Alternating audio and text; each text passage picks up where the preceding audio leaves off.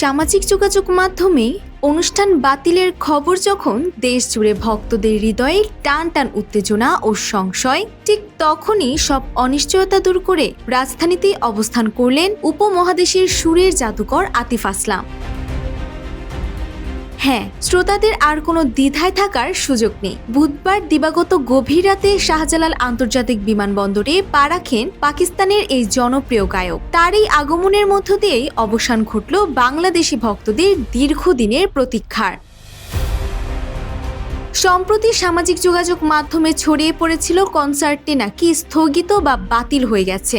এমন খবরে প্রিয় শিল্পীকে সরাসরি দেখার আশা ছেড়ে দিতে বসেছিলেন অনেকেই। তবে আয়োজকরা এসব তথ্যকে সম্পূর্ণ ভিত্তিহীন বলে উড়িয়ে দিয়েছেন। তারা নিশ্চিত করেছেন, কোনো পরিবর্তন ছাড়াই পূর্ব নির্ধারিত সূচি অনুযায়ী আগামী 24শে জুলাই রাতেই রাজধানীর মাদানী অ্যাভিনিউতে অনুষ্ঠিত হবে বহুল প্রতীক্ষিত আয়োজন main stage show featuring Atif আসলাম।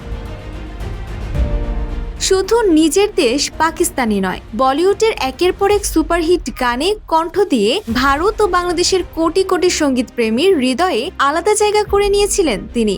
এবার সেই প্রিয় তারকাকে চোখের সামনে লাইভ পারফর্ম করতে দেখার আনন্দে ভাসছে পুরো দেশ।